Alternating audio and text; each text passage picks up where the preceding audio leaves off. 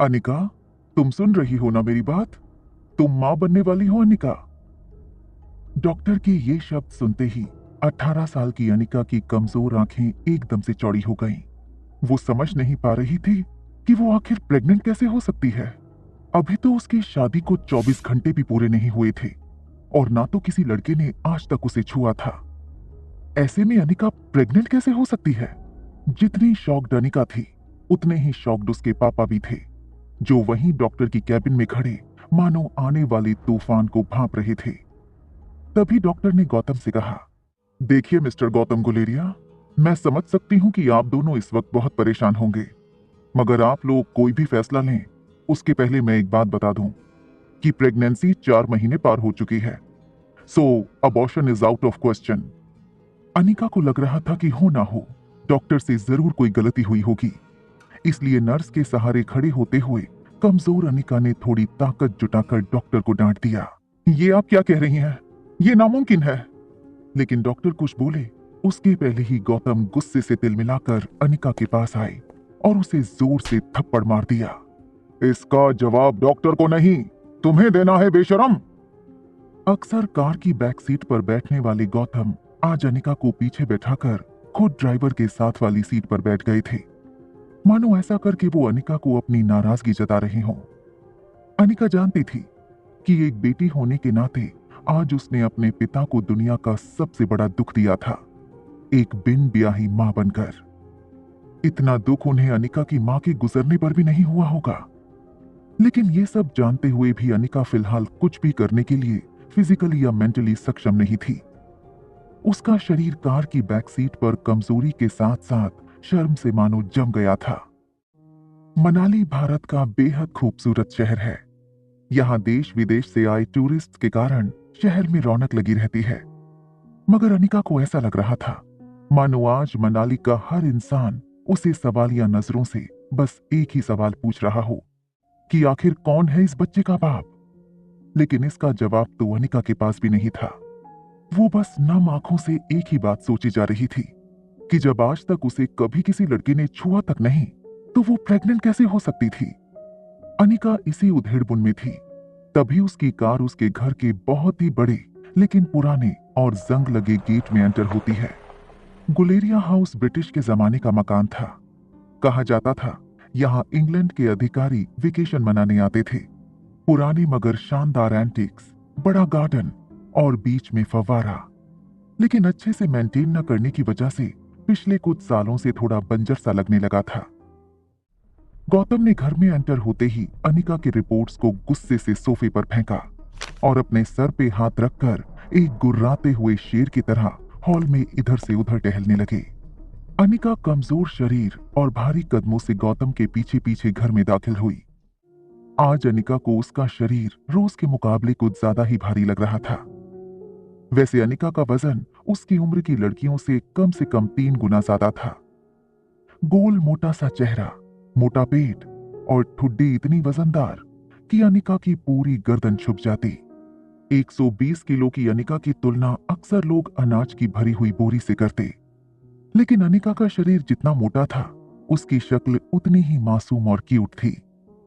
चेहरे के दोनों तरफ एक एक रसगुल्ला लगाया हो वैसे नरम मुलायम सफेद गाल, ठंड की वजह से हमेशा लाल रहती उसकी नाक, और पूरे जहां की मासूमियत को समेट कर बनाई गई हो वैसी उसकी 2 आंखें।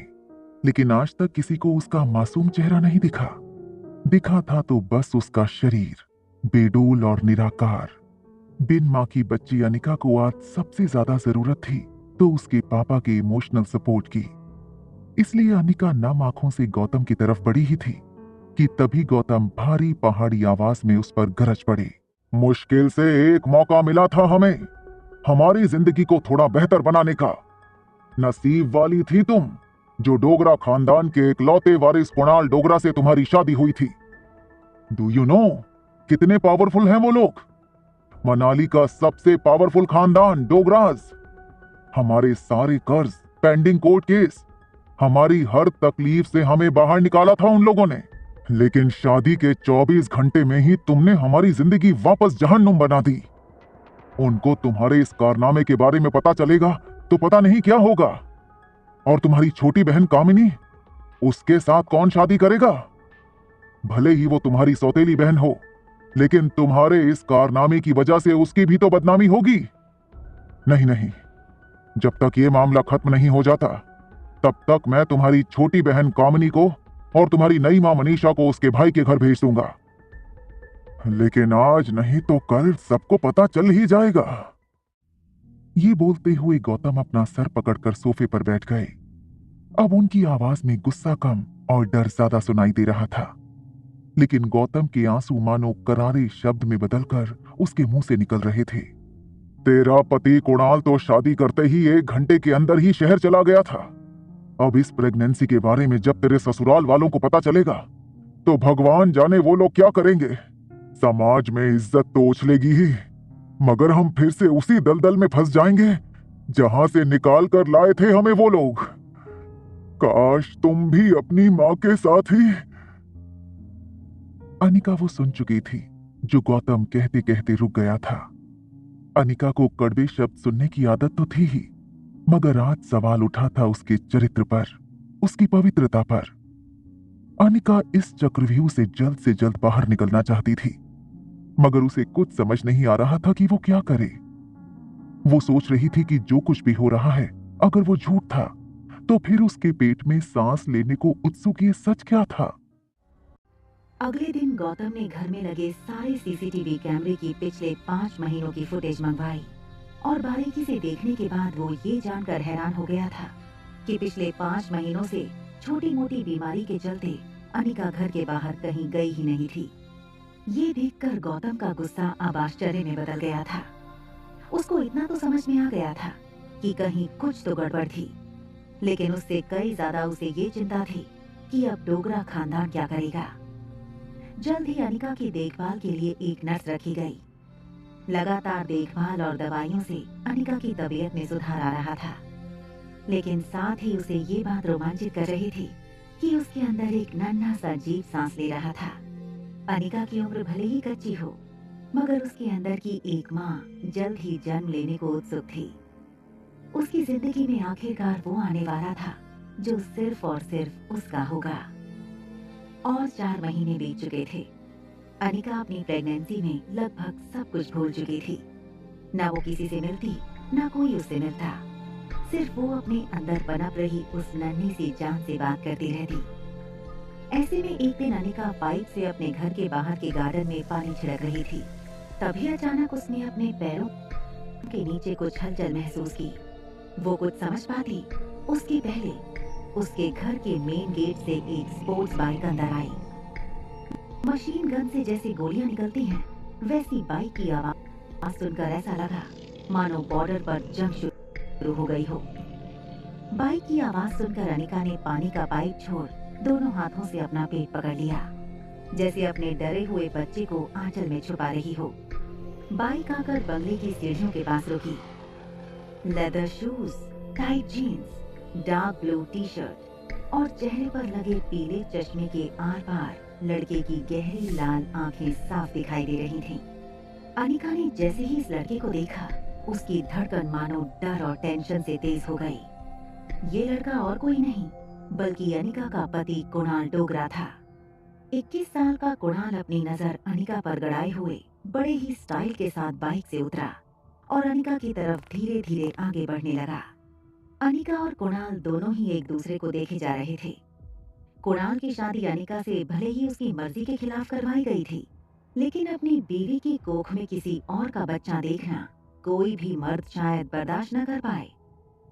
कुणाल शादी के बाद मंडप से सीधा दिल्ली अपने कॉलेज की पढ़ाई पूरी करने चला गया था और वहीं पहुंचकर शादी के दूसरे दिन उसे अनिका की प्रेगनेंसी की खबर मिली थी। अनिका उस दिन से लगभग रोज सोचती कि जिस दिन उसका सामना कुणाल से होगा, उस दिन पता नहीं वो कैसे रिएक्ट करेगा।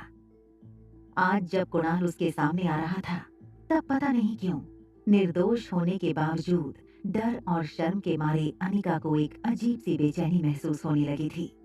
अनिका तुरंत अपने पापा को फोन लगाती है, लेकिन उनका फोन नहीं लग रहा था।